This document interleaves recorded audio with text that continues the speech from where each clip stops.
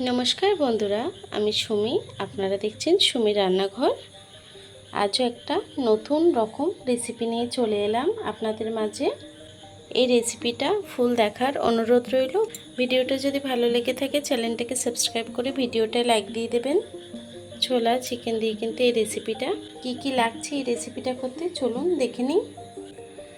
দেখুন বন্ধুরা, আমি 400 মতো ছোলা ডাল ভিজিয়ে নিয়েছি। চিকেন দিয়ে রান্না করব। ছোলাটা কিন্তু আমি 3 ঘন্টা ভিজিয়ে নিয়েছি। আর কি লাগছে আসুন দেখে নিই। দেখুন, আমি কিছুটা আলু কেটে নিয়েছি, একটু মিডিয়াম সাইজের আলু কেটে নিয়েছি। 3টে পেঁয়াজ কুচি করে নিয়েছি। আপনারা চাইলে আলু দিয়েও করতে পারেন, আর যদি আলু না পছন্দ করেন আলুটা কিন্তু স্কিপ করতে পারেন। দেখুন, আর নিয়ে নিয়েছি আমি কিছুটা বোনলেস চিকেন নিয়ে নিয়েছি কিছুটা, আর নিয়ে নিয়েছি চর্বি, খাসির চর্বি। এই দিয়ে কিন্তু রান্নাটা খুবই সুন্দর হয়। চলুন তাহলে রেসিপিটা শুরু করা যাক। প্রথমে আমি একটা কড়া বসিয়ে নেব। কড়াইটা গরম হয়ে গেছে, তেল দিয়ে দেব। তেলটা গরম হয়ে গেছে, পেঁয়াজগুলো দিয়ে দেব। পেঁয়াজটাকে একটু ভেজে নেব। পেঁয়াজটা কিন্তু হালকা ভাজা হয়ে গেছে। এখন আদা আর রসুন বাটা দিয়ে দেবো। আদা রসুনের কাঁচা গন্ধটা যতক্ষণ না যাচ্ছে একটু রান্না করে নেব। আদা রসুনের কাঁচা গন্ধটা চলে গেছে, আমি দিয়ে দেবো সামান্য একটু আদা রসুন বাটা। সেই বাটি ধুয়ে একটু জল দিয়ে দেবো। আমি গুঁড়ো মশলাটাকে অ্যাড করব। দিয়ে দেবো ধনে গুঁড়ো 2 চা চামচ,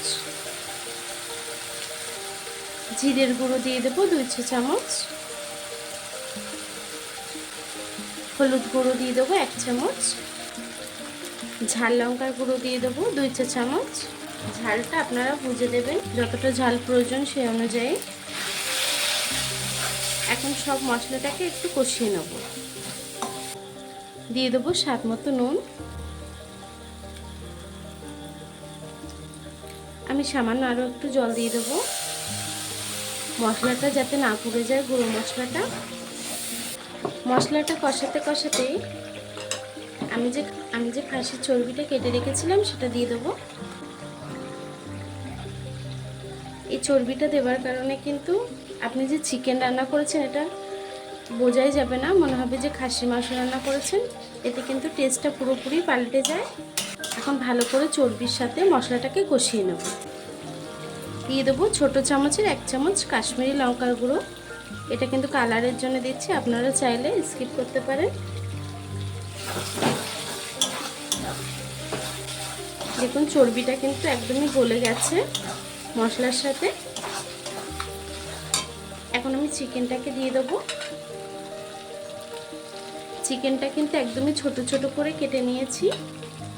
চিকেনটা ছোট টুকরো করে কেটে নিয়েছি।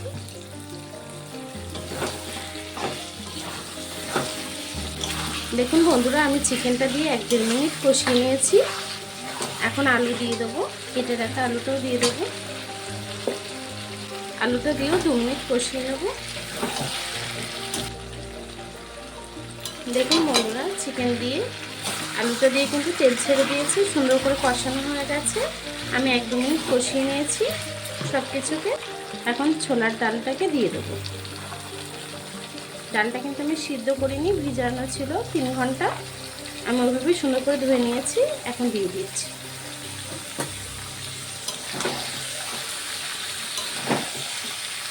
যত এই তরকারিটাকে একটু কষিয়ে রান্না করবে তত খেতেও কিন্তু খুবই ভালো হয়। তরকারির মধ্যে কিন্তু কষানোটাই বেশি তরকারিটাকে স্বাদ নিয়ে আসে। তো একটু ভালো করে কষিয়ে তারপরে জল দেব। দেখুন বন্ধুরা, আমার তরকারিটা কিন্তু কষানো হয়ে গেছে। এখন জল দিয়ে দেব। জল দিয়ে দেব।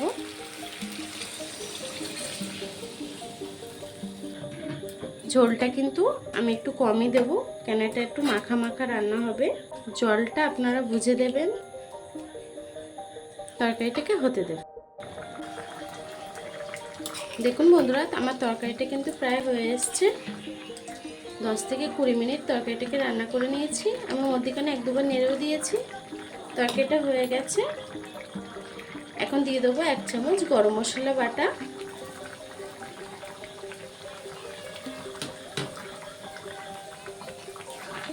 দিয়ে একটু নেড়ে দেবো।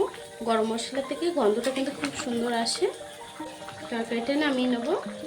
ওপর থেকে একটু ধনেপাতা দিয়ে দেবো। ধনেপাতাটা দিয়ে দিয়েছি। গ্যাসটাকে বন্ধ করে দেবো। তরকারিটাকে নামিয়ে নেব।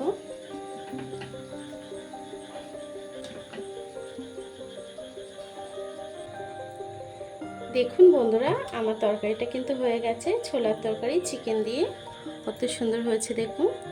আমার এই রান্নাটা যদি আপনাদের ভালো লেগে থাকে কমেন্ট বক্সে লিখে জানাবেন কেমন হয়েছে। এতক্ষণ ধরে আমার এই ভিডিওটা দেখার জন্য আপনাদেরকে অসংখ্য ধন্যবাদ।